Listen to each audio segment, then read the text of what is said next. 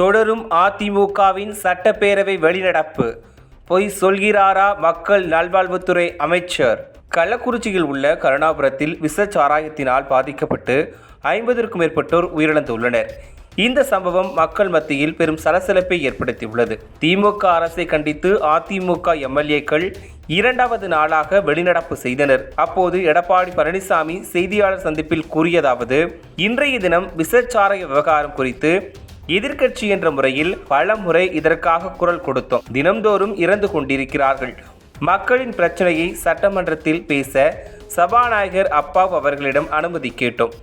அதற்கு அனுமதி மறுத்துவிட்டார் அப்பாவு. எங்களுக்கு கிடைத்த தகவலின்படி 183 பேர் சிகிச்சை பெற்று வருவதாகவும் 55 பேர் உயிரிழந்திருப்பதாகவும் செய்திகள் எங்களுக்கு கிடைத்திருக்கிறது. திமுக அரசு மெத்தன போக்கில் செயல்பட்டு வருகிறது. ஒருவேளை தமிழக அரசு துரிதமாக செயல்பட்டிருந்தால் பல உயிர்களை காப்பாற்றி இருக்கலாம். நேற்று மக்கள் நல்வாழ்வுத்துறை அமைச்சர் மா சுப்பிரமணியம் பாண்டிச்சேரி ஜிப்மர் மருத்துவமனைக்கு சென்று பேட்டி ஒன்றில் ஒமிபிரேசோல் அரசு மருத்துவமனைகளில் இருக்கிறது, நான் சொன்னது பொய் என்று கூறினார். நான் சொல்வது விஷச்சாராய முறிவிற்காக போடப்படும் இன்ஜெக்ஷன் தான் ஃபொமிபைசோல் என்று கூறினேன். ஆனால் அவர் பெயரை மாற்றி சொல்கிறார். இந்த ஃபொமிபைசோல் அரசு மருத்துவமனைகளில் கிடைக்கவில்லை. இந்த ஃபொமிபைசோல் தடை செய்யப்பட்டதாக பொய்யான தகவல்கள் வெளியாகி இருக்கிறது. இதை உண்மையில் தடை செய்யவில்லை. ஆபத்தான நேரத்தில் இதை பயன்படுத்தலாம் என தெரிவிக்கப்பட்டிருக்கிறது. விஷச்சாராயத்தால் பாதிக்கப்பட்டவர்களுக்கு ஃபொமிபைசோல் என்னும் இன்ஜெக்ஷனை செலுத்தினால்தான் உயிர் பிழைக்க முடியும். அதைத்தான் நான் சொன்னேன். மக்கள் நல்வாழ்வுத்துறை அமைச்சர் வேண்டுமென்றே தவறான கருத்தை பதிவு செய்கிறார். உண்மையிலேயே முதலமைச்சருக்கு தைரியம் இருந்தால் நேற்று நாங்கள் குரல் எழுப்பிய போது அப்போதே எழுந்து பதில் சொல்லியிருக்க வேண்டும். திமுகவில் உள்ள பல பேர் இந்த விவகாரத்தில் இடம்பெற்றுள்ளனர். அதனால்தான் தமிழக அரசு ஏதும் முயற்சி செய்யவில்லை. கூட்டணியில் இருக்கும் காங்கிரஸ் கட்சியும் ஏதும் செய்யவில்லை. 25 ஆண்டுகள் கூட்டணியில் இருப்போம் என காங்கிரஸ் கட்சி ஒப்பந்தம் போட்டது.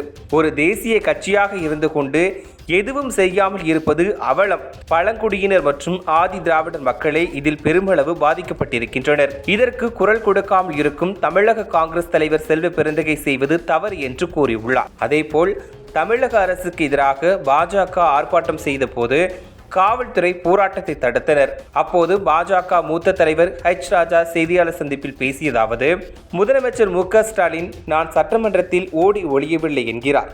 விமர்சனத்தை தாங்கிக் கொள்ள முடியாதவராகவும் விஷச்சாராயத்தை தடுக்க முடியாதவராகவும் தமிழகத்தின் முதல்வராக இருக்கிறார். தமிழக மக்கள் ஒன்றை புரிந்து கொள்ள வேண்டும். 1970ஆம் ஆண்டு ஆகஸ்ட் 30ஆம் தேதி வரை தமிழ்நாட்டில் சாராயமே இல்லை. அதன் பின் சாராய சாம்ராஜ்யத்தை நிறுவியது மு. கருணாநிதி தான். சாராய மரணங்களுக்கு வித்திட்டது திமுக குடும்பம். இது மக்களுக்கு எடுத்து சொல்லி பாஜக ஆர்ப்பாட்டம் செய்தால் திமுக அரசு பாஜக தொண்டர்களை காவல்துறை மூலம் தடுக்கிறார்கள். இந்த ஆர்ப்பாட்டத்தை தடுத்தால் பின்விளைவு மோசமாக இருக்கும் என்று கூறியுள்ளார். எடப்பாடி பழனிசாமியை விமர்சிக்க அமைச்சர் மா சுப்பிரமணியன் மருந்தின் பெயரை மாற்றி சொல்லி பொய் சொல்கிறார் எனவும், மக்கள் நல்வாழ்வுத்துறை அமைச்சராக இருந்து கொண்டு அரசு மருத்துவமனைகளில் மருத்துவ வசதிகள் செய்து தரவில்லை எனவும் சமூக வலைதளங்களில் கருத்துகள் பரவி வருகிறது.